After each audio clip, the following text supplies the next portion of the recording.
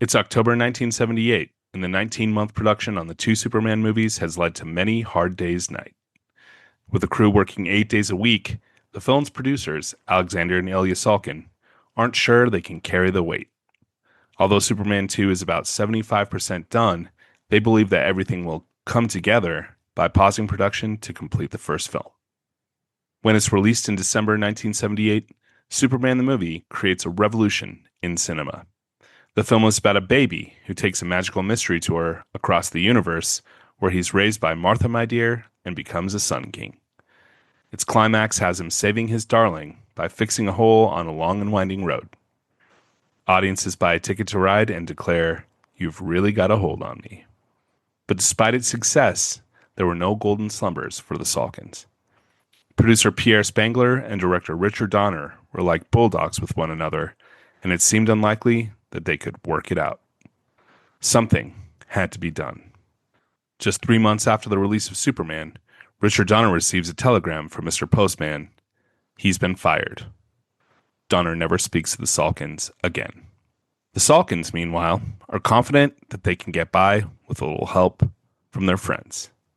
Specifically, second unit director Richard Lester, who takes over for Donner to complete Superman 2. "I've got to get you into my life," the Salkins tell Lester.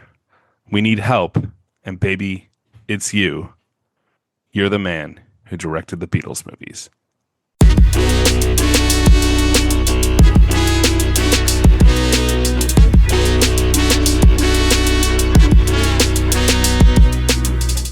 Welcome to Superhero Cinema Club, an in-depth exploration of the history of comic book movies. I'm Mark Schiff, and with me as always is the non to my General Zod. It's Mike Carnes. Mike, it's okay to talk. You don't have to do the full non. I don't know. He's a man of few words, that's for sure. Apparently the actor decided to add the grunts himself. He was like, I can't talk, but I can grunt, so that was kind of his choice, so. Yeah, Jack O'Halloran. I guess he was a boxer too. I'm just looking that up right now. He was. He even fought George Foreman at one point in his career, so. Oh wow. We'll be talking about all of that later on in this episode. We're going to be discussing Superman 2 and the Richard Donner cut in this episode. If you haven't already listened to our first episode, go ahead and check that out. We're going to be touching on that quite a bit as we get into this one. You can currently stream Superman 2 on Max. As for the Richard Donner cut, you're going to have to rent that bad boy or watch it on DVD, Blu-ray, whatever your home video of choice. It is not available for streaming on Max, but you can rent it on Amazon. We highly recommend you are caught up on everything in those films before you listen to this podcast. Because let's start with this, Mike. Is Superman 2 better than the original Superman? That's a loaded question. Keep in mind that the version that I just watched for this podcast was the Richard Donner cut, so I'm a little more familiar with that one than I am with the theatrical cut. I'm going to say no. I think the original is better. I'm sure we'll get into all of the problematic behind-the-scenes nonsense that was happening, and all of the changes to the script and things that they edited in and out due to those problems, but it does come through.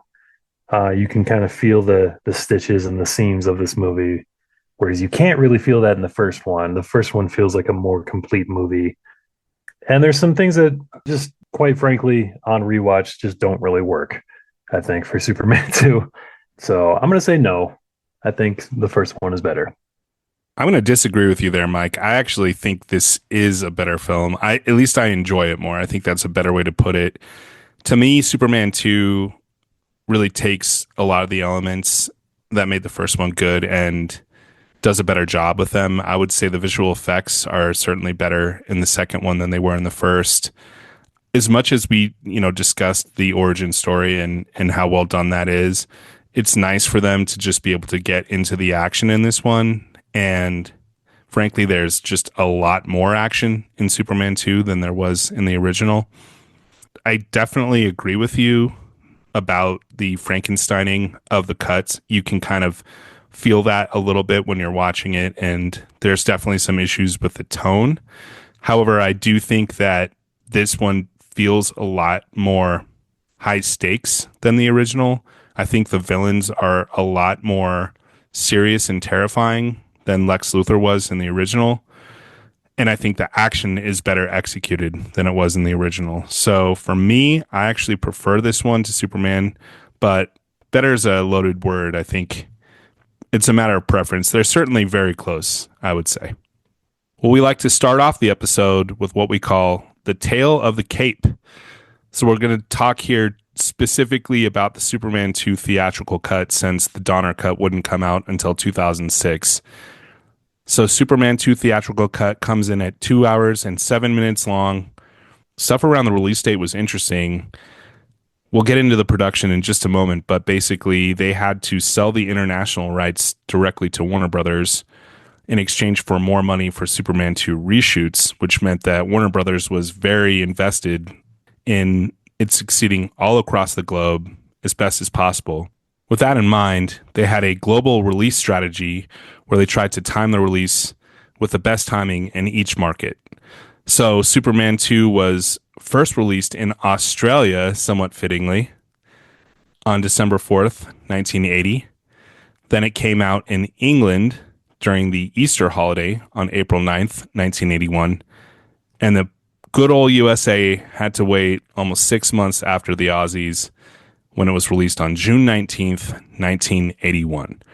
As far as the film's grossing, it's kind of interesting. That strategy apparently paid off because it grossed almost the exact amount of money domestically and internationally, $108 million in both, for a total of $216 million. That made it a huge hit. It was the number 3 movie of 1981, but notably, it did make about $100 million less than the original. On the one hand, that's a pretty steep drop off. On the other hand, the original was one of the biggest films of all time. Even in 2025, if a movie makes $200 million, it's done fairly well. So this was still a massive, massive hit. As I mentioned, it was the third biggest movie that was released in 1981. Mike, can you guess the others? Well, I'm pretty sure Raiders of the Lost Ark was 1981, so I think that would probably be on the list. That is the number one movie of 1981. You are correct, sir. Okay. Number Okay. two, I highly doubt you'll be able to guess. Was Rocky 2 in 1981? It was not. That we would sit here for a very long time to go through. Okay. Actually, Rocky 2 may have been released in 1981. I'm not totally sure about that, but shockingly, On Golden Pond was the number 2 movie of 1981, back when people still saw Oscar dramas in huge numbers. The Oscar-winning film On Golden Pond was the number 2 release of 1981. Amazing. So as for Superman 2, this production was even more troubled than the first, and we talked quite a bit about that in our last episode. What it really comes down to, Mike, is that Richard Donner got fired for very petty reasons. They basically decided to shoot Superman and Superman 2 back to back. However, when the movie was still 75% complete, Superman 2, they paused production to finish the first one. Now, when they were getting ready to go back to work, the film's producer, Ilya Salkin, was speaking to a Hollywood columnist, and he mentioned that Pierre Spengler would be back as producer. Richard Donner was not getting along with Spengler, and he said, well, if Spengler's in, then I'm not doing it. And as a result, Richard Donner was fired from the film. Now, what they decided to do instead was simply replace Richard Donner with his go-between for Pierre Spengler on the production and the second unit director, a man by the name of Richard Lester. Depending on how you feel about the Beatles, you may be familiar with that name because, Mike, he was the director of A Hard Day's Night and Help, the two big Beatles live-action films. This gives us an opportunity to talk about the Beatles, which is always fun to do. So, Mike, putting it out there, which is your favorite Beatles movie? We have Hard Day's Night, we have Help, and their third film, They were under contract for 3 films with United Artists. The Yellow Submarine animated film, apparently that met their contract because they appeared in live action in the final scene of the movie, but are otherwise it's just a strictly animated film. What's your favorite Beatles movie? I'm pretty sure you're aware I was raised in a Beatles household, so I've seen a lot of these movies multiple times. I really do have a soft spot in my heart for Hard Day's Night. Just them riding on the train, running around fields, falling down, acting all silly. But there's a lot of good just writing and good jokes in those movies that are really charming. And I will forever have that image of them just playing poker in the train while the girls are like outside the door watching them, just forever engraved in my mind. So I'm going Hard Day's Night. Yeah, it's funny you should say that. I would also agree. As far as images being ingrained in your mind, I mean, it's crazy how iconic that opening scene is with them running and all the girls and teens chasing them everywhere. It really feels very realistic. A bunch of people fall down, a bunch of iconic moments in that film. The movie itself helped really define the various personas for all 4 Beatles because of who they portrayed. And it was also one of the first sort of meta films in that they were playing versions of themselves, but they were really caricaturing themselves, caricaturing what it was like to be in the Beatles. Definitely a very self referential film and hugely influential in that respect. So, real quick, what's your favorite Beatles album? I'm gonna go with Help. I think that one's classic. Interesting. I'm more of a late period Beatles guy. Really have a huge spot in my heart for Rubber Soul because I think that's the kind of bridge album between early Beatles and late Beatles, and you kind of get the feeling of both in there. But if I'm really being honest, it's probably Abbey Road. I mean, just banger after banger. Lastly, who's your favorite Beatle, Mike? George Harrison is my favorite Beatle. I think he was easily the best songwriter of the bunch. I mean, he's not as classically trained as Paul was, but I mean, Here Comes the Sun and While My Guitar Gently Weeps are some of the greatest songs ever written. I appreciate John Lennon's artistic mindset and the way that he would just try and experiment. But George, for me, has always been the most talented of the group. I actually completely agree with that. He's my favorite Beatle as well. I like his solo music the most out of all of them as well. Dark Horse in particular is I love that album, and I think yeah, like you said, his songs are kind of low key, like some of the best Beatles songs, and you're like, oh yeah, this is a George song. It's really hard, honestly, to delineate because even Lennon has a bunch of bangers, but yeah, I think I'd have to go with George Harrison as well on that. So now that they had enlisted the former Beatles director to take over production on Superman 2, there were a lot of beefs going on in this movie, Mike. Let me tell you. So we just discussed Richard Donner versus Pierre Spangler. Of course, he is fired unceremoniously. He receives a telegram informing him that he had been fired. That created lifelong beef with the Salkins, Alexander and Ilya, the producing crew. They never spoke again, according to Richard Donner, and he felt really salty about it. We'll talk obviously about the Donner cut coming up, but I think that's partly why, despite obvious fan interest for many, many years, it took so long to do because it was a very painful time in his professional life.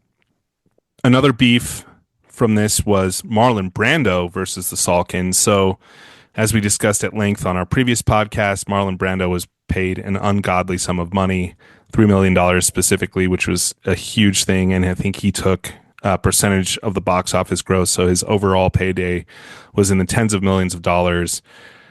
Obviously, the Salkins weren't super excited to give him such huge checks. So he ended up filing a lawsuit against them for stiffing him for some of the gross of the films. In retaliation, they cut out all of his parts from Superman 2 quite conspicuously, I might say, especially in the opening scene. That way they did not have to pay him for the work he had done on Superman 2.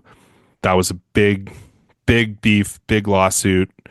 Marlon Brando did end up, I believe, winning that and collecting quite a bit of money from them. The Salkins and Christopher Reeve also had beef. They ended up suing him for breach of contract after production was paused on the first Superman. They did obviously eventually settle, but in addition to renegotiating his salary, he was given more artistic control. Gene Hackman had already filmed all of his scenes for the film by the time they had fired Richard Donner. A lot of this movie was reshot by Richard Lester, but Gene Hackman refused to go back and redo his scenes. He would not do reshoots out of loyalty to Donner. So he had a bit of beef with Lester. And our last beef here, Mike, was John Williams versus Richard Lester. It's quite interesting. He went out to London to meet with Lester about scoring the second film. Salkin, Ilya Salkin was in the screening room with them. He went up to go take a call really quickly, came back in, and John Williams said, quote, "I could not get along with this man." So he decided not to do Superman 2. In his stead, Ken Thorne was added to kind of compose some of the new music based around the previous theme that John Williams had done for Superman. It's, I think, pretty close. You don't really miss him too much. I think there's still pretty much John Williams. I believe he gets like original Superman score by John Williams, and Ken Thorne's title is like inspired by John Williams or something to that effect. So Honestly, I wouldn't have even known it wasn't John Williams if you hadn't told me. It's just you don't think about it as you're watching it. You just hear the John Williams score and that's it. because of these various beefs, one of the only people that actually was willing to do press for Superman 2 was Sarah Douglas, who plays Ursa. It's pretty shocking that everything had gotten so dysfunctional that the actors themselves wouldn't even really promote the film when it came out. Obviously, not that it really needed it. So let's talk about this film's legacy. For me, I think it's pretty clear, right? Superman 2 feels like a natural extension of the first, obviously because it was in part, but also by virtue of being the first big superhero sequel, established that they can be just as good, if not better, than the original. We'd seen this obviously in the 70s with both The Godfather Part 2 as well as Empire Strikes Back, which was released in 1980. However, I think this kind of established that even superhero movies can pick up where the last one was and aren't just strictly a big cash in. What do you think about its legacy? I think it does something really interesting that I can't think of another movie that does this where it introduces characters that we don't see until the second movie after they're introduced. I'm talking about the Kryptonian villains. You know, they're immediately introduced in Superman 1 and now we're finally getting a conflict. I mean, I know it's because of the whole they shot both movies back to back, but I think part of that legacy is that without both of these movies, we don't get Man of Steel, which is both Superman 1 and 2 basically combined. So the legacy of this movie is definitely solidified with Superman 2 as kind of like almost an end cap to Superman 1 in a lot of ways, but and then we get Superman Returns as kind of Superman 2.5. This direct sequel did create a lot of very successful sequels after it. And I think that's a great legacy to have for it. You just brought up a great point. I couldn't agree more. The fact that the very first Superman starts with introducing these villains that are then shot off into space, and quite frankly, you somewhat forget about them through the rest of that film. That means that when they come back in this, it feels entirely organic and not forced. That's an issue with sequels of every kind of movie, that oftentimes the plot is resolved in the first one. Why did we need another one? And they come up with some terrible contrivance to make the same situation happen a second time. Because of the opening scene in the first one, it is just absolutely seamless the way that this film kind of establishes itself, and you're like, oh yeah, I remember those guys, that they were in that very first scene. Now we're finally going to get to see just how bad they are. There are a couple other elements of Superman 2's legacy that we should bring up here. First off, this was the very first fan driven release the director's cut movie. It's something that's obviously become a major thing in superhero films generally. And this really did get started on the internet. There was a lot of letter writing and other campaigns to get a Richard Donner version out. In 2004, there were fans who actually put together Superman 2. They called it the Restored International Cut, basically using extended scenes pulled from international TV broadcasts. That bootleg release was not met with great enthusiasm by Warner Brothers, and they shut it down. But basically, it took Superman Returns and getting the rights to Marlon Brando footage for it to get a proper release. Mike, what are your thoughts on the idea generally of the fan driven release the director's cut? Well, it seems to me that the two times that these kind of fan campaigns have been successful, it's been successful not only to get them released, but the versions that have been released have been better than the theatrical cuts that came out. And I'm talking specifically about Zack Snyder's Justice League. The Snyder cut of that is a much better film than the theatrical version that Joss Whedon cleaned up. And so I'm all on board when there's known to be more footage or the director's more creative vision. If that's something that the studio decides to shelve, I think that and it's available for us to watch. I think that it's beneficial in all respects to show that artist's vision to the masses. Yeah, I tend to agree, certainly creatively, with the Snyder cut. I will say there's some push for Suicide Squad director's cut that has been teased by David Ayers. I have absolutely no interest in seeing that. And I do think that there is some dangers towards fan entitlement around, you know, we want this, we want that, and then it becomes purely fan service rather than the artist's original intent. But these are comic book movies. There's a lot of different interests at work. So artistic intent is always somewhat compromised with these things. And I definitely agree with you on the point that if not better, then certainly Richard Donner's cut was, interesting to see and creatively worthwhile to finally be released. I think it may depend on the filmmaker in question as well. I think something like Christopher Nolan's, The Dark Knight Rises may be more appealing to me than something like Brett Ratner's X-Men 3, you know what I mean? So it depends on who's involved and what version we're trying to release. Definitely. The last bit of this film's legacy actually relates to other superhero movies. This is the last we're going to see of Richard Donner as a director on superhero films, but through the Donner Company, they played an instrumental role in the superhero resurrection in the 2000s because they were the producers behind 2000's X-Men. Obviously, that launched the career of Bryan Singer as a force of superhero cinema, and they went on to produce several of the X-Men films through the Donner Company. So, although Richard Donner himself was never to direct another superhero film, his legacy through the Donner Company certainly was important through the rest of superhero films. Now it's time to move on to our categories, starting with Best Action Scene.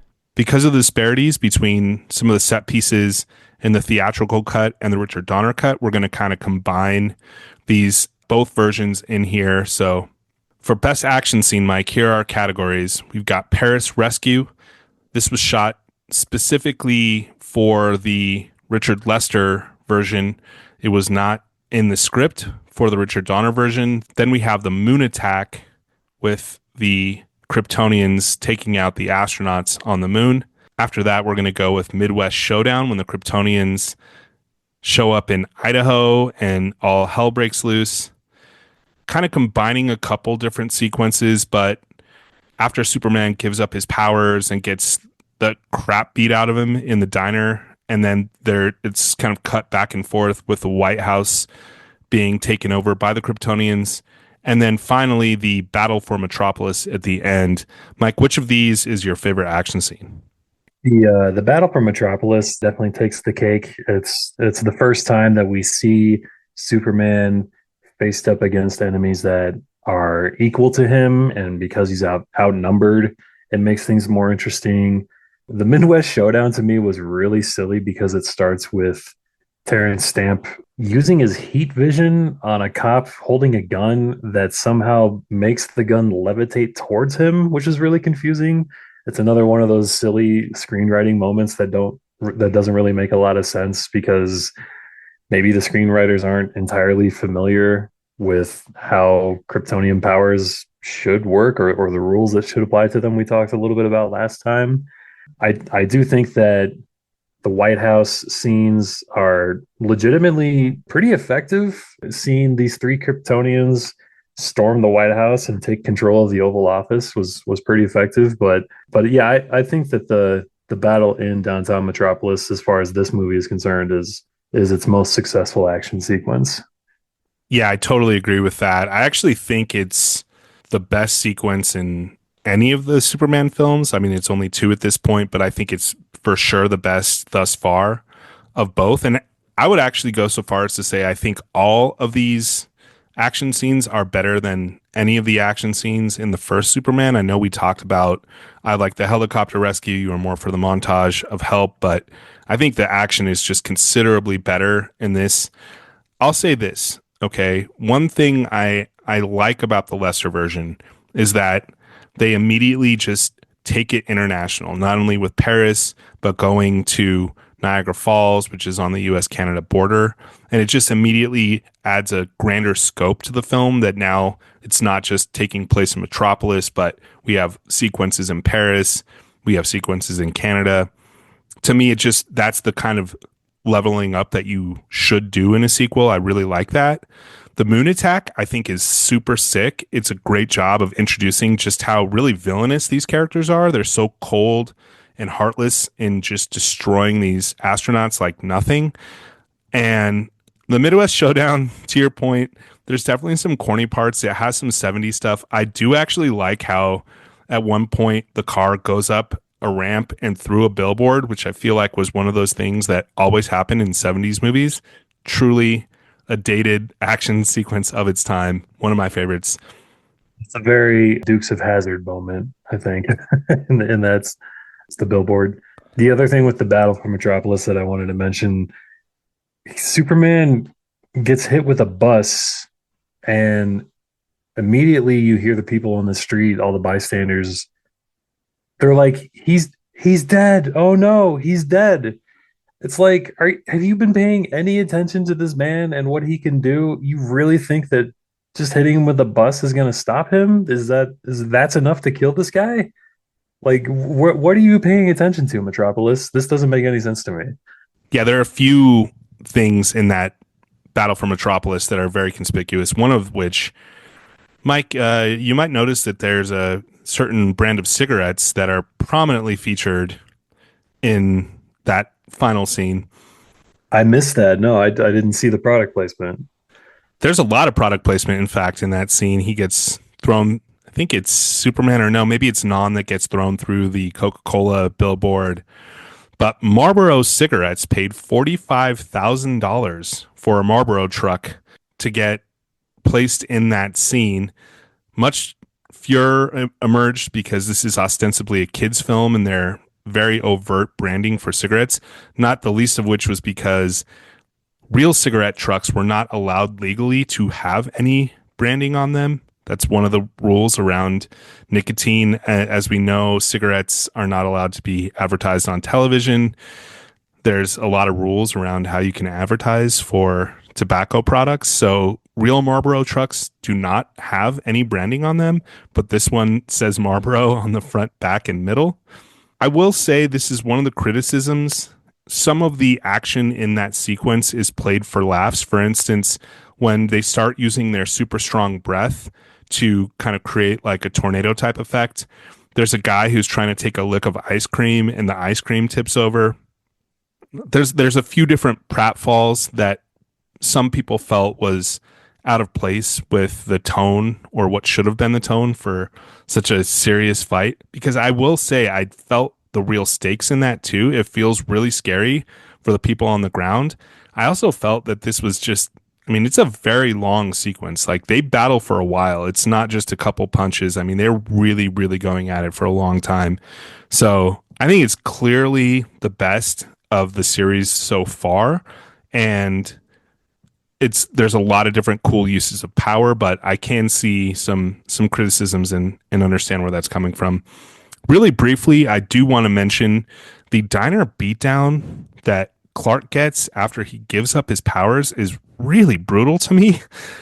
I really felt like he was just getting the ever living crap beat out of him by Rocky. That's the character's name, the rude trucker in that sequence.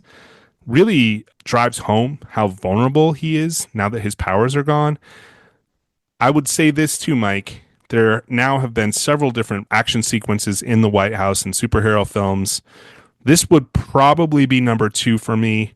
Number one being very clearly the near execution of the president at the hands of Nightcrawler in X2, and a distant number three, Red Hulk going crazy at the end of the new Captain America film, A Brave New World. Now let's talk about our favorite non action scene. We're going to start with Lois Discoveries. Now, when I kind of have to use plural here because in the Richard Lester theatrical version, Lois basically starts to put it together when they're up at Niagara Falls. She throws herself in the river, and Clark doesn't save her. Well, he does save her using his powers, but he does it all surreptitiously. I actually thought this sequence at the beginning where she just up and throws herself out of the window was kind of incredible. I think that is felt very true to her character as we knew from the first one, where she would just maybe act rather rash and impulsive to do that. Really big fan of that sequence. Not as big of a fan of the way that that film opens. She's just suddenly like, oh, wait, maybe he was actually Superman. She just looks at him, draws basically Clark Kent on top of the image of Superman, and then puts it together that way. To me, it made me feel as if the rather clever job he did disguising himself in the first one just goes out the window immediately. I thought it was a little too hasty for her to just simply put it together by doing that drawing. Do you have any thoughts on that? I know that that was one of the big concerns with the Lester cut is that she's kind of dumb in that one compared to the Donner cut, where after she gambles her own life by throwing herself out the window, the next time she tries to reveal Clark's secret, her entire point is that I gambled with my own life and that was the mistake. I should have gambled with your life. And she points a gun at him and pulls the trigger. This is a much better way to show how smart she is as a Pulitzer winning, big city reporter. I think for her to do something like this is definitely a showcase of her intelligence. And then to the cherry on top here is that, oh, guess what? I didn't actually gamble with your life because I was using blanks to shoot you. And that even just compounds on her intelligence and it really makes you respect her as a character, I think. So for them to completely throw that scene out the window for the Lester cut just absolutely baffles me. I totally agree. I think the only issue with that scene is that is they say at the beginning of the Donner cut we had to use some rehearsal footage and things like that. That was the actual screen test footage for the films. So I think that scene itself is really conspicuously the most kind of incomplete of the Donner cut because the two shot with Clark, his hair is like kind of fluffy. And then when it's just him on solo, it's kind of greasy. And so when they cut back and forth, you can really notice like some serious, Well, what he do they had to call it? look like Superman when he takes his glasses off, so I understand why they did that. But in the Lester cut, isn't there?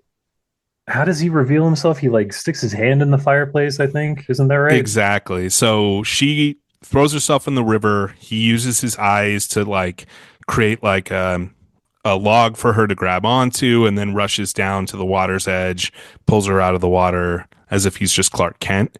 Then they go back up to the hotel room and he stumbles and falls into the fire pit and sticks his arm in the fire and nothing happens. And that's when it's revealed to her that he's Superman. That's a far worse way for him to reveal by doing something clumsy. I understand that that's his persona as Clark Kent, but Superman is not going to accidentally stick his arm in the fire. Now, you could say that he was trying to, he wanted to actually reveal himself to Lois at that point, but I found that extremely distracting, really dumb relative to the, as you pointed out, fairly elegant way of, oh, now I'm going to use a gun on you and you're going to have to save yourself. It's a lot sloppier in the lesser version. I do really prefer both versions with the throwing herself out the window and then using the gun later. I think that's much better. Next non-action scene, Fortress of Lovebirds, when they go up to the Fortress of Solitude and he reveals, obviously, now that he's revealed himself, he can take her to the Fortress of Solitude. After that, it's Zod's arrival when they basically are, he walks on water and then has, as you mentioned, that encounter with the sheriff. Then we have Lex's Oval Office offer. What do you think about that? I actually really enjoyed that scene. I thought that there's a real timeless superhero and even beyond, because honestly, more than anything else, he reminded me of Ellis in Die Hard, where Ellis goes strutting up to the terrorist and is like, "You want him? I can deliver him to you, baby." And then tries to, be this smooth negotiator. I can get you John McClane. Completely backfires in his face. I really got that same kind of energy from Lex Luthor. Oh, I can get you Superman. Don't worry. Really actually enjoy the Australia line there too. Then we have the Fortress of Solitude triple cross. I kind of can't really put that last Fortress of Solitude scene into action because it's more talking than it is action, but I do actually enjoy that he knows that Lex is going to double cross him, so he triple crosses Lex by keeping him outside and, oh, you double crossed me, and pretends as if it's a big deal, but he actually knows. And then our final non-action scene is the little stinger at the end of the movie where Superman, disguised as Clark Kent, returns to the diner where he had been humiliated and gets his revenge on Rocky. What's your favorite of those scenes, Mike? Man, I have a lot of thoughts about these scenes. I just want to go through a couple of them real quickly. First of all, Forces of Lovebirds. Where the did Superman get that bed? That's like that thing is one light switch away from flipping to where it starts rotating like an Austin Powers bed. It looks like to me. As far as Lex's Oval Office offer, I really enjoy that scene too. The first time because it works for him to try and use this bargaining chip with the Kryptonians. But at some point, it starts to feel like maybe Lex is kind of dumb because he's running out of bargaining chips over and over again. He keeps promising him, well, here's Superman's girlfriend, and then as soon as he delivers something to Zod's immediately just like, okay, kill him. And then Lex says, well, wait a minute, I have something else. And eventually he's just going to run out of bargaining chips. So I thought that as good as it is in the Oval Office, it kind of starts to repeat itself over and over again and becomes pretty ridiculous for Lex to, someone who's self-proclaimed the smartest man on the planet to act so stupid throughout the movie. I do like the Forces of Solitude triple cross that shows that Clark and Superman has more to offer than just being the strongest man ever. He actually is smart enough to outsmart Lex Luthor, again, smartest man on the planet, self-proclaimed. So I really enjoy that scene. Obviously, we have a lot of ridiculous early 80s things that happen there, like the cellophane S that comes off Superman to Family Guy fame.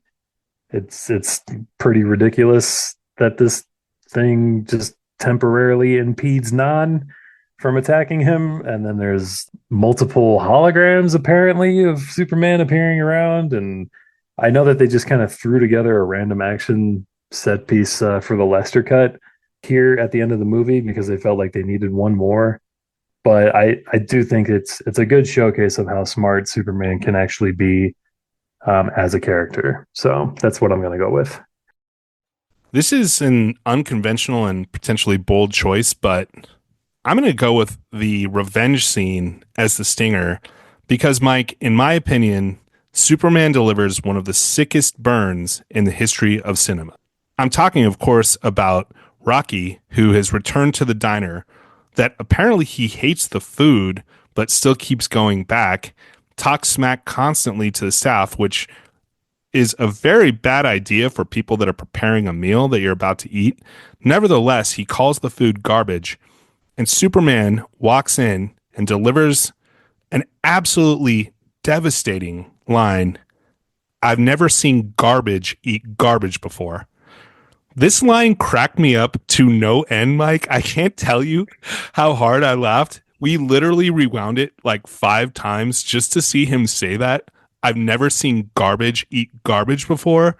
I don't think Rocky, no matter how badly he gets his butt kicked, and he does, could ever come back from just such a devastating burn on Superman's part. I've never seen garbage eat garbage before.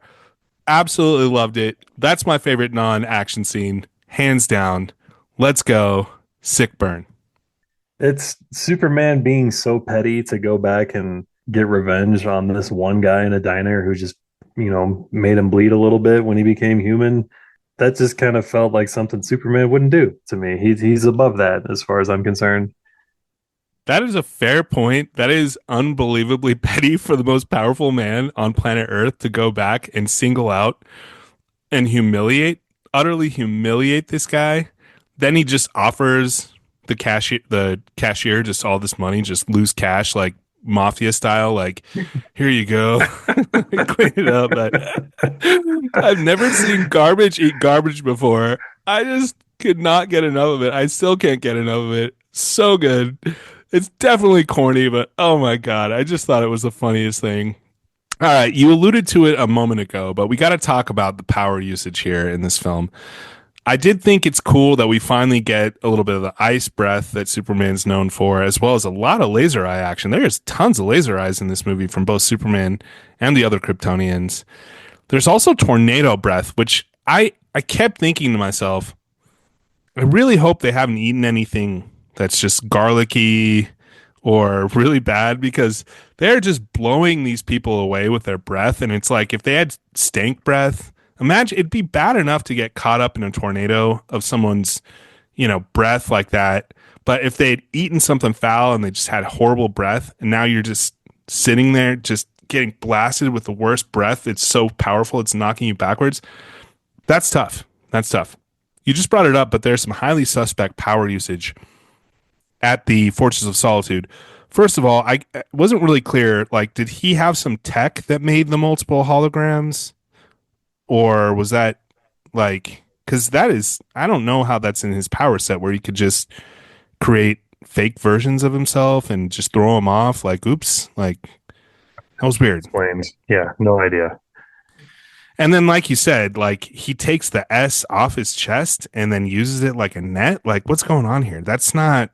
I don't think that's anywhere in canon. That kind of bothered me a little bit. I really wasn't into that.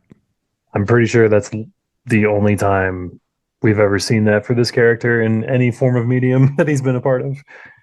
As we wrap up the power part, we got to talk about the very ending. Now, I was on record extensively in our last episode going off about Superman's ability to fly around the Earth in reverse time, which he does at the end of the Donner Cut. So much so, he goes all the way back to preventing the missile from ever hitting the Kryptonians and therefore releasing them from the Phantom Zone. That creates all kinds of continuity issues, because that means that he did actually do what I was advocating for in the previous episode of our show and just stop the entire missile event from ever taking place so that nothing ever happened, which actually is a little more satisfying to me to a certain extent. But again, I also feel like that adds a lot of questions as far as continuity, and specifically to the sick burn that then would have never happened. And then he just is now a guy that just kicks the crap out of a random dude in a diner, which I'm not so sure about that. Makes it even more petty if that's the case. Exactly. So didn't really love that, but I actually like that better than suddenly Superman just has the power to wipe Lois's memory by planning a smooch on her. Explain that to me, Mike. I was highly, highly confused. This is a lose-lose ending for this movie, and this is one of the reasons why I say Superman 1 is better. I mean, the memory wipe kiss scene is absolutely confusing to no end. I have no idea why they thought that this would be an acceptable power for Superman to have. At the same time, with the Richard Donner cut, you have him turning the world back again, which is, we've already seen him do this. So it's like, is this how he's going to solve all of his problems going forward. Anytime there's a problem, he's just going to turn the world back. And if not, like I haven't, to be fair, I haven't actually watched Superman 3 or 4 yet, all the way through. So I don't know if he does it again. But if he doesn't, why doesn't he just do it again? He's already done it twice before. But at the same time, it also feels really cheap because it makes the entire events of the movie. It's like, what is the point of even watching this if he's gonna just have the power to reverse time and erase everything from happening? Then why was I invested the whole time? There's no reason for me to become invested in the story when he can just erase it at any point that he wants. So this is a lose lose ending for me, no matter which version you watch. I think. Totally agree. In fairness, the way that this was conceived was they were going to have a different ending. I'm not sure entirely what it was for Superman 1, but it was supposed to be the ending for Superman 2 was him undoing all the events. So they grafted that onto the end of Superman 1. And Richard Donner said once the Donner cut came out, if he had had a chance, he would have changed the ending to Superman 2. But because he obviously was fired from the shoot, he wasn't able to do that. But I totally agree. I think it's a lose lose either way.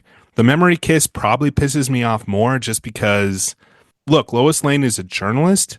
She has sources. Ostensibly, you are have a high amount of integrity in keeping secrets as a journalist. And so even though, she knew Superman's secret, she would just keep her mouth shut and go about her life.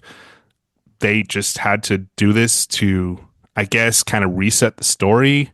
So I'm gonna blame Memory Kiss a little worse than Time Turning, but yeah, neither one is really great, and both are quite frustrating, I would say. Now is a part of the show where we discuss the heroes and villains and casting. So obviously, this being a sequel, we have the returning cast, and what we'll do with this is just simply go better or worse than the last one, starting with Superman. Better or worse, Mike? I think it's really interesting when he is talking to in the Donner cut. It's Marlon Brando. I think in the Lester cut, it's his mother, about the inner conflict that he has, which he's presented more with that into as far as an acting challenge. I think for Christopher Reeve to go through. I think he's probably better in this one. Yeah, I get that. I think you can't ever really top the introduction though, so I'm gonna go slightly worse. So to me, Lois is definitely worse than the original Lois. I know I had mentioned I thought she was the second best character in the original film. She's better in the Donner cut than she is in the Lester version, but she's just not as good as the first one. Jimmy Olsen, same. He's totally neutral in both movies. Same with Perry White. I actually think that Jor-El and Marlon Brando, who gets a lot of guff from me in the first one, is way better in this version. I like him quite a bit more. As with Lex Luthor, I think Lex Luthor in this version is his sort of wheeling and dealing. I know you made a good point of him kind of trapping himself into a corner. Nevertheless, I just feel like this is more the character that we've come to know. He kind of figures out the plan, thinks he's extra clever, gets into Superman's Fortress of Solitude, which, by the way, the outfits in that scene, incredible. Miss Tessmacher looks amazing. I like his yellow and ski hat, looks awesome. So I'm definitely going to say Lex Luthor is better in this one than the original. Otis, barely in this one, so he's better in the first. Same with Miss Tessmacher. What are your thoughts? Where do you go on those rankings? Completely agree about Lois and Jimmy. I think Lois is, depending on the version you watch, either smarter or dumber. And I think that I would say, though, it's hard to select when you're shooting both movies back to back. I think the actors are kind of in the zone no matter what. Same with Jimmy and Perry White. Jor-El, I could see why you say that he's a little better. I just don't feel like he has enough screen time to justify being better or worse this time around. As you said, Otis is barely in this. Miss Tessmacher, she has that good scene in the Forces of Solitude. I think she is better, especially when, and this is very strange to me that they chose to remind us of this during the opening montage where it's almost like a previously on Superman reminder where they show us all the events of the first movie. But one of the things that they remind us of is the scene where she saves Superman by taking the kryptonite necklace off of him, and then she kisses him, and he says, "Why did you kiss me first?" And she says, "Because I didn't think you'd let me do it later," which is not something that's aged well at all. That's really problematic, and that was one of the notes that I wrote down when I was watching this. Was like, "Wow, okay, No that's consent not a there. no Yeah, consent there, absolutely." yeah, it's tough. But yeah, she does look awesome in that hat that she's wearing during the Force of Solitude. It's a little strange that she's just really concerned about finding a toilet the whole time. I don't know why they thought that that would be a joke that would work. They established some deep ravines at the end of that film. I feel like just kind of bend over and just do your business. If you need to, Miss Tessmacher, it's fine. If anything, it's kind of an insult to like Superman. Like, I'm peeing all over your stuff. I don't even care. Like, to me, that would have been the move if I was her. But Pee on that Austin Powers bed, you know? how about Lex Luthor? What'd you think? I mean, as I said, I think that he's kind of dumber in this version and that he's really just kind of talking himself up the whole time. He's like, me, Lex Luthor, the greatest criminal mind the world has ever known. That's kind of all he says for the last half of the movie completely. So I think he has a little more to do in the first movie. I think he's going to be better in that one. Although I will say, I really enjoyed the line when he's in prison where he and Otis are discussing their plans for escape. And in the middle of that, he turns to one of the hardened criminals and says, "I want my Liberace record back." I thought that was hilarious. He does look like a guy who enjoys himself some Liberace. That was a great little line for Lex. Now we're going to discuss the new cast members that joined Superman 2. So Terrence Stamp as General Zod, Jack O'Halloran as Non, Sarah Douglas as Ursa, and Susanna York as Superman's mom. Do you know her name, Mike? Laura L? Is that It's right? just Laura. It's just Laura. You got Kal El, you got Jor El, and me. I'm Laura. Just come on, man. You got to do better than just Laura. That was kind of weak. So, Interesting. Yeah, I would think they would be consistent with the L surname. well, let's start with her real quickly. As I mentioned before, they wanted to cut out Brando so that he couldn't get any profits from this film. She just doesn't really work for me nearly as effectively as Jor-El does. I just kind of felt like this was definitely, to me, part of the papering over of the original. It did feel like it was reshot. It just, nothing against Superman's mom, and I complained in the last one that she wasn't sufficiently sad enough to send her only son off to another planet, but it just kind of felt like they were shoehorning her in because they just didn't want to use the dad. I didn't like it. Now let's talk about Terrence Stamp as General Zod. Mike, I feel like this is one of the most iconic villains in all of comic book history. I think like what's really great about Superman 2 in terms of improving on the original is that this one the stakes feel so much higher. And I really like the construction of the story where Superman has fallen in love, he gives up his powers, and as soon as he gives up his powers, not only does he get the crap beat out of him, but he discovers that his father's greatest nemesis have now landed on planet Earth and are hell-bent on revenge, specifically on him, and he has no powers. The stakes just felt way, way higher to me in this, and I think Terrence Stamp is really menacing as General Zod. What are your thoughts on him? Yeah, I mean, Neil before Zod is iconic. That line alone, and the way that he kind of carries himself, his head is always lifted high. It's like he's looking down his nose on everybody. He thinks he's better than everybody. Terrence Stamp is absolutely killing it in this role. Jack O'Halloran as Non, he serves the part as a nonverbal brute that is physically capable of taking Superman down. So he's fine for what he is, I think. And Sarah Douglas for Ursa is she has a lot of the more interesting like experiments that happen once they start figuring out their powers. She's like kind of I think she's the one who kills the snake with her laser eyes, and she's like, "Look what I just did! This is amazing." She picks up one of the astronauts on the moon and kind of throws him, and she's like, "Wow, this is the strength that we're given right now is pretty amazing." This we're trying to figure out what we're capable of doing, and I feel like she has the most fun with those scenes. So I really like her. It's unfortunate the costumes they're wearing are just like a circus trio or a circus troupe. with those big puffy sleeves, Napoleon Dynamite would be proud. I don't know. It's just kind of silly what they're wearing, but despite that, I think Terrence Stamp is absolutely killing it. Yeah, I totally agree on all counts. I like that she kind of has this superiority. Her and Zod both act very smug and oh, look at this. Like, look at us. We're suddenly godlike. And I think her in particular, to your point, she's the one that kind of discovers the powers and is like, oh, well, isn't that interesting? Look at what we can do. And then Terrence Stamp is like, well, he's the kind of the general who's like, well, that means then now we can do this. Very menacing. And I actually really love the scene when they arrive at the Daily Planet and Non just smashes through every wall, tearing down the pillars, breaking the glass, just smashes his way through. And like, even Lex makes a joke about, oh, you know, you could have used the door. But it's awesome. It's great to just see him smashing through stuff. I think it really gives you the impression of just how powerful he is. He doesn't have a whole lot to do outside of that, but that scene really stood out to me for him. I think all three of them are awesome in their parts, and I think that they are the definitive versions.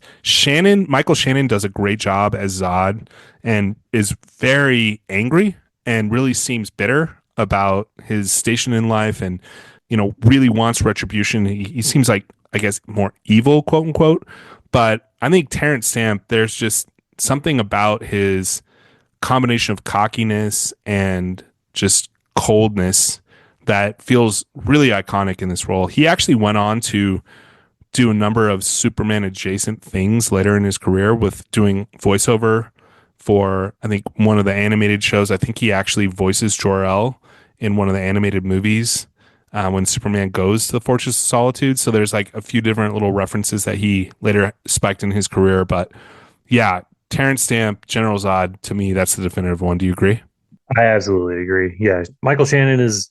I always love him. He's got a soft spot in my heart. I think he's a great actor, but he's just kind of yelling a lot the whole time. He doesn't have that air of superiority like Terrence Stamp brings to this role. Who would you say is the single best person in Superman 2 when it comes to performances?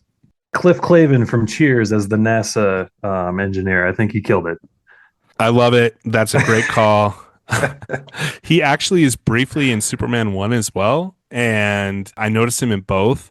Also, if you watch the Richard Lester cut, one of the French terrorists in Paris is Harry Potter's uncle that keeps him trapped Yes. underneath. That guy, I was like, oh yeah, look at it's that guy. That was a fun thing. But yeah, I think if you're gonna give any award to anyone in this movie, I feel like it's got to be Terrence Stamp, right? I think he's kind of the standout performer in this film. He's just you just said it perfectly. That air of superiority that he has, Kneel Before Zod, just an iconic.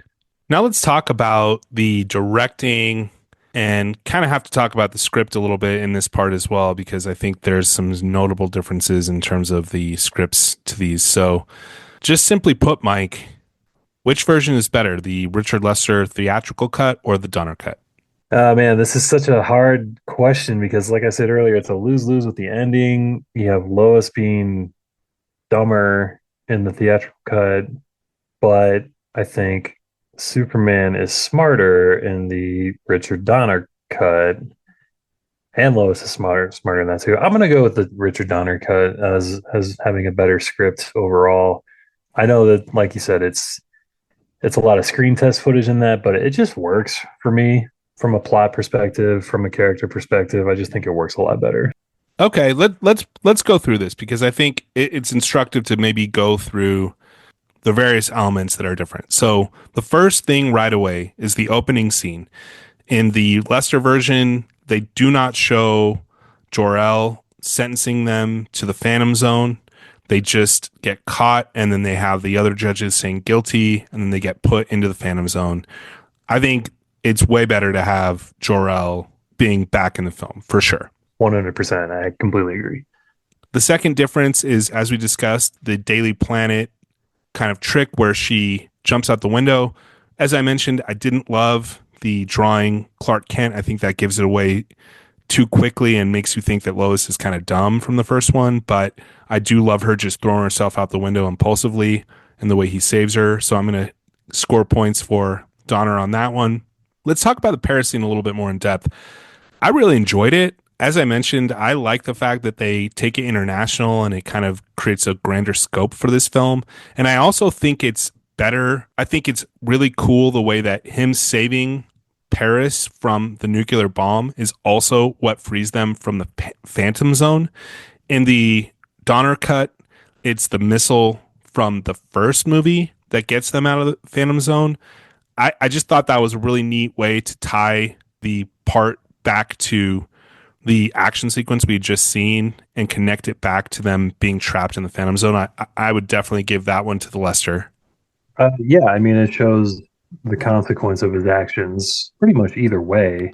The Paris scene does work as an added scene. Like you said, it connects the whole. It shows that the world is under his watch rather than just Metropolis. I like the imagery of him just boosting the elevator all the way out through the top of the Eiffel Tower into space. I think that works really well. Now we're at Niagara Falls. I think it is the Donner version. I think to your point, if we're going to disregard some of the maybe lackluster stuff that's not entirely his fault, if he had been able to execute his vision, we'll give it to him because I do think it's far more effective for her to pretend to fire a bullet at him and get that out of him than it is for him to be clumsy. I have one big problem with the Niagara Falls scene, and that is that Lois orders hot dogs and orange juice. And I don't know what kind of crazy sociopath she is to do something like that, but it bothers me to no end. Mike, I had a hot dog with orange juice for lunch this afternoon. I don't know what you're talking about. It's something I enjoy quite frequently.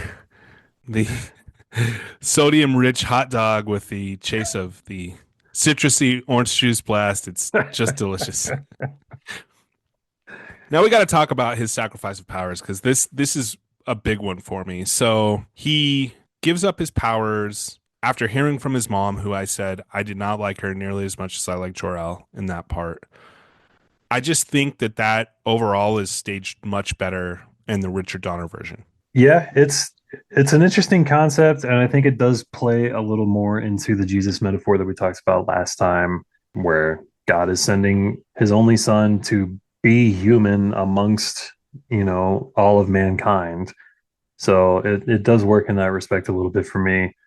It's strange to me in the Donner cut how he gets his powers back, where a hologram of Marlon Brando just touches him on the shoulder, and that's enough to restore him to becoming Superman. But as a superhero sequel, this starts the trend that he has to lose his powers for a little bit of time. That's something that happens quite a bit, as we'll see in the future. Let's talk more about that because I actually think that again this is far superior on the Donner cut.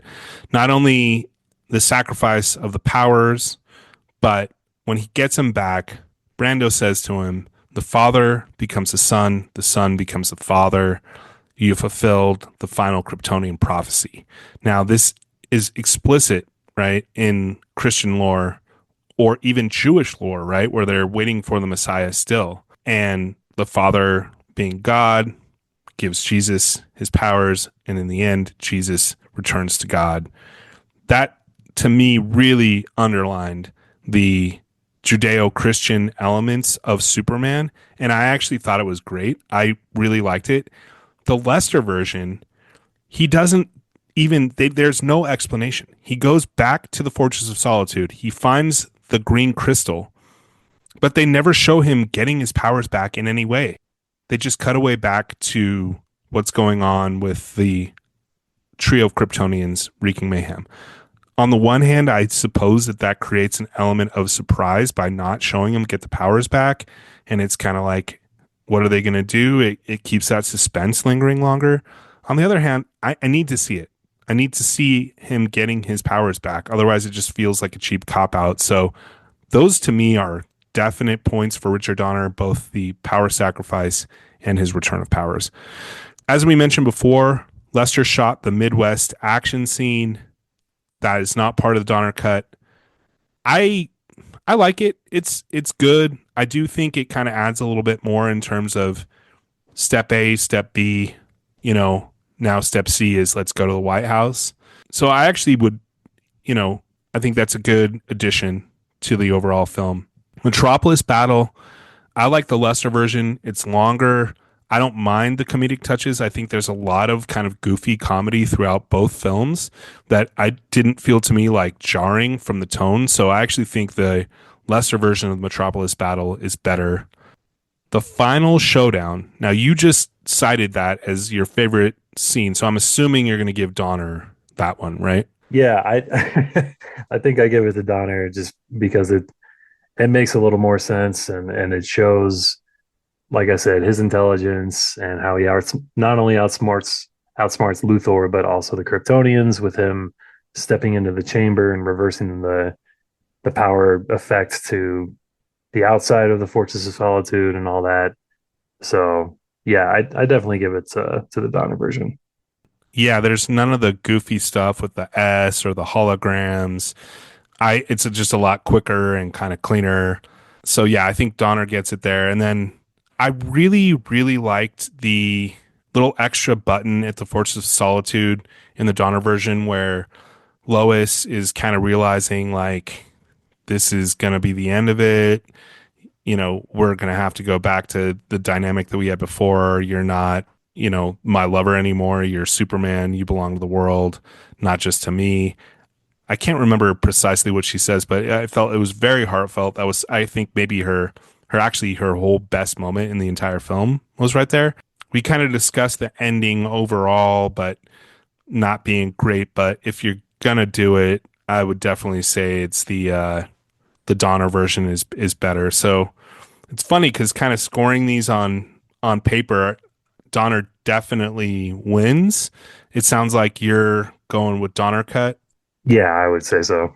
I just think for me, despite all of the issues that come up with the Frankensteining and everything, somehow him making this into mostly cohesive movie while using footage from another shoot, reshooting a lot of scenes, the Metropolis battle, the extra Paris part, the extra action in the Midwest. I'm going to go with the lesser cut personally. I like it just a little bit more. They're both very interesting. They're both worth seeing for sure. And they are noticeably different as we just discussed. But yeah, I just think that Lester somehow, the fact he even made this into something that feels, like I said, to me, better than the original or something I enjoyed more than the original, I got to give it to Richard Lester. So now this is where we discuss what is this movie really all about thematically. The first one is about the power of cinema itself. It's almost a meta theme. You're going to see a man fly. You're never going to believe that we brought these comic book characters to the real life on screen. This one is, to me, Mike, about the sacrifices required for love. And one of the things that I liked about this theme is that it initially seems like it's going to be what Superman is willing to sacrifice for Lois. He gives away his powers to be with her. But especially in the Donner cut, it's really, in the end, about Lois's sacrifice. She has to sacrifice what she wants for the greater humanity in Superman's role on Earth. Part of that though is that she realizes that the man that she really loves though is Superman, the man with the powers. That's the guy that she's really in love with. So when he gives it up for her, he's changing into something that he's changing into a different person completely. That's not the man that she fell in love with. And I think that she realizes that she watches it happen when Superman's talking to his mom or to Jor-El in the Fortress of Solitude, and it kind of seems like there's some moments where she's thinking, you know, oh my God, what am I doing? Is this really the right move? And I think she even says in the diner after his he gets beat up by Rocky, yeah, the man that I fell in love with, and she's like, yeah, I wish he was here. It's kind of like a lot of regret from her part, I think, and so when he gets his powers back and she's like, okay, finally the man that I'm in love with has returned, but it's about her sacrifice to give that man that she loves to the world. Yeah, to me that was a very poignant theme, and I actually, it's interesting you called out that it's become a trope in superhero films that in the second one they have to kind of give up their powers at some point. I never really thought of that, but you're exactly right. And this definitely set that precedent. But to me, it just adds so much more stakes to it that he is now this vulnerable everyday man. And at the very possible worst time for him to have given that up, I thought it was really poignant, as well as everything that she has to give up in order for him to do what he is here to do. All right, before we render our final verdict on the film, we like to bring up some things that we've got questions about in a segment we call I've Got Questions. And Mike, I got questions. What beat exactly is Lois Lane on? She goes to the Eiffel Tower to cover a terrorist attack and then comes back and they're like, "Oh, we actually need you to go up to Niagara Falls because there's a scammer running scams on lovebirds." Like, what is her beat? That's not really, you don't just get sent to be on the international terrorism beat and then, go, oh, okay, I'm going to write a puff piece on how newlyweds are getting scammed in Niagara Falls. I just don't understand that. What beat is she on? I have no idea. The Niagara Falls assignment was always confounding to me. I never really understood what the whole point of them going up there was, other than just to give Clark and Lois a romantic getaway for that's kind of awkward at the same time. So I couldn't tell you if I was Perry White.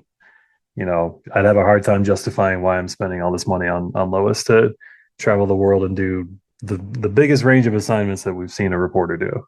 Now, my next question is, okay, Lex Luthor, very clever. He sets up a hologram of him and Otis playing chess in, their cell to get out. But then you're going to escape by hot air balloon? Really? Hot air balloons are, as someone who did one within the last year, they're extremely conspicuous.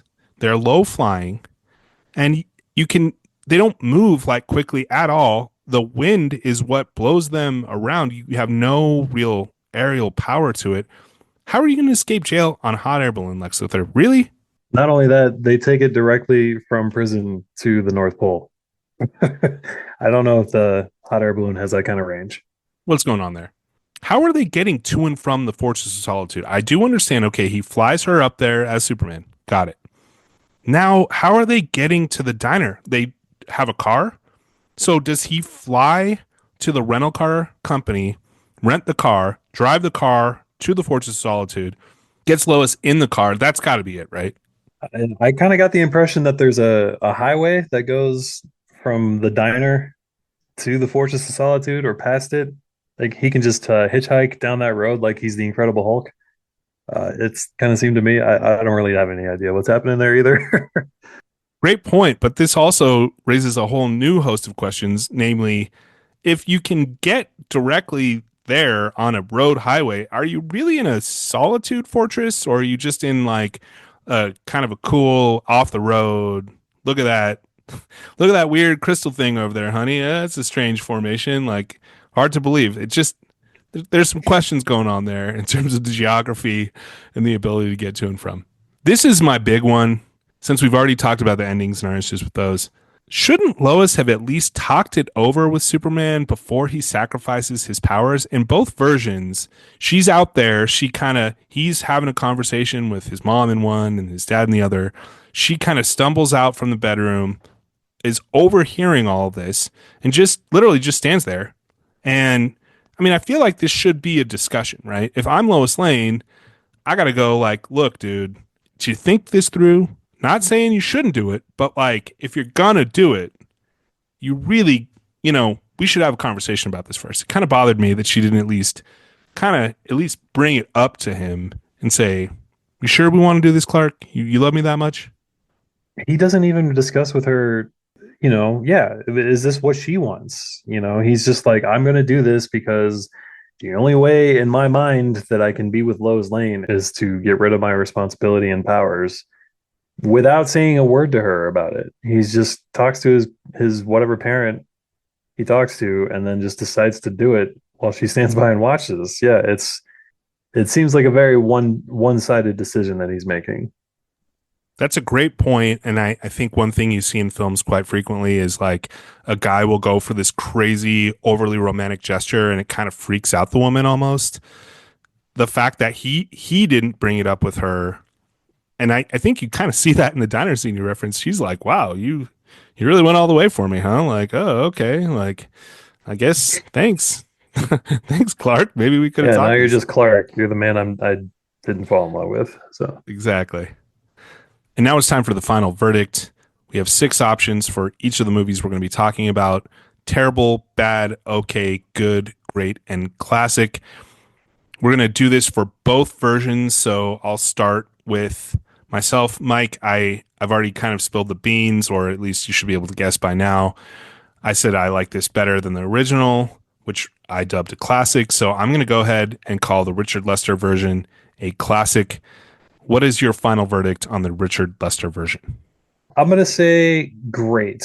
I don't think it's quite a classic for the reasons we've already kind of discussed, but I think there's a lot of stuff in it that is classic. Terrence Stamp, Neil Before Zod, Christopher Reeve, a lot of iconic imagery in there. I just don't think it's quite as good from the original. So I'm gonna go a little bit lower than last time where we said Superman 1 was a classic. This time I'm gonna go with great. What about the Donner cut? That is your preferred. Is that a classic or is it just simply great? I think I'm just gonna go great all around, no matter which version you're watching. Yeah, I'm going to downgrade the Donner version to great. I think there's just, as we mentioned, a couple things that is difficult as it is because he did his best to literally finish a film that was only 75% complete. So it's not entirely his fault, but I think you can really see the stitches in the Donner cut version, whereas I think the Lester version is actually pretty smooth for the most part. So got to slightly downgrade the Donner version to great, not classic, but definitely worth watching if you're a fan of Superman. Before we get out of here, we like to recommend a comic book from the Superman or whatever series we're covering. I'm going to go ahead and recommend the Doomsday story arc. I think that there's just such incredible stakes with that. It's one of the only times where you see Superman just completely vulnerable and just get the ever living crap beat out of him. And it's one of the first comics, actually, I think was the first comic that I ever read of Superman. Doomsday is a really terrifying character. I really like that comic book. So that would be my recommendation if you're looking for additional reading around Superman. What's yours?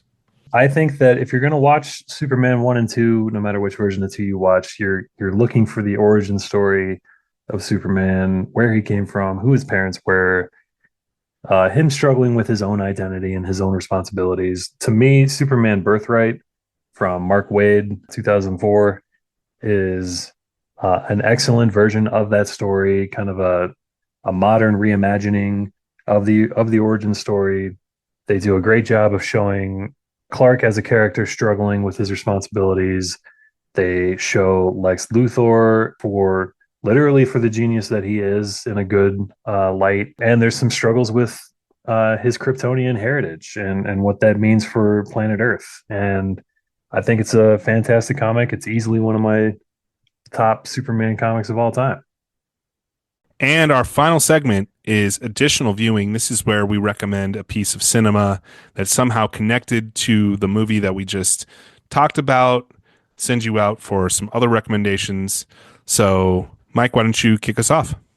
Yeah, watching Superman 2, the whole time I kept thinking about how Gene Hackman as the role of Lex Luthor, like I said, he's kind of dumber in this version and what a great villain that he has been in other movies. And the one that really comes to mind, of course, is 1993's Best Picture, Unforgiven, where he won Best Supporting Actor for that role. I think he's absolutely amazing in that movie. He's one of the best villains on screen that we have seen, and I think it's a good companion piece to seeing the range of Gene Hackman, both from a comic book movie that could be determined by some people to just be kind of fluff to something like Unforgiven, which is quite frankly a masterpiece.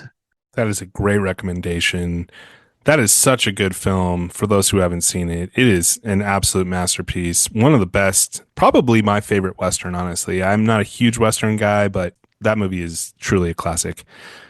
For me, I'm going to go in a different direction with the Terrence Stamp film, The Limey, 1999, directed by Steven Soderbergh. It's about an English criminal who travels to Los Angeles to investigate the death of his daughter. It's been reported she's killed in a car crash. He suspects foul play. It's a pretty boilerplate revenge film on paper, but it's one of those movies similar to John Wick where all the other characters are like, oh no, this guy's here. Like, look out. Now he's involved. It really is a great movie, great performance from Terrence Stamp. I feel like old Terrence Stamp is almost better than young Terrence Stamp. He was actually had quite a long career even before Superman 2, which I think where a lot of American audiences, at least people our age, got to know him. He was, in fact, nominated for an Oscar for his very first performance in the early 60s. He was a big star in the swinging 60s British cinema. He was also roommates with Michael Caine at one point in time, which is interesting. But to me, he's best when he's older. I think that starts with Zod in Superman 2 and especially The Limey. It is a really great movie from a great filmmaker. I'm a huge fan of Steven Soderbergh. I think he's one of our best filmmakers around, and I think this is one of his best movies. So definitely check out The Limey with Terrence Stamp and Peter Fonda, who's awesome in that movie. Luis Guzman's in it. It's a great movie. Check it out. Well, that brings us to the end of our second episode, but don't you worry. Just like Superman, we'll be back. We're going to go ahead and jump to the semi-direct sequel that would come out over 25 years after this film, Superman Returns. It's been a while since I've watched this movie. I'm very excited to rewatch it. I hope you'll rewatch it with us. Mike, this has been fun. Thanks for doing it again. Absolutely. This has been a blast. I love talking about superhero movies. I look forward to Superman Returns. Yeah, it's been a while for me for that one as well. So looking forward to rewatching that and talking about it. So go ahead and rewatch Superman Returns. We'll see you next week on a new edition of Superhero Cinema Club.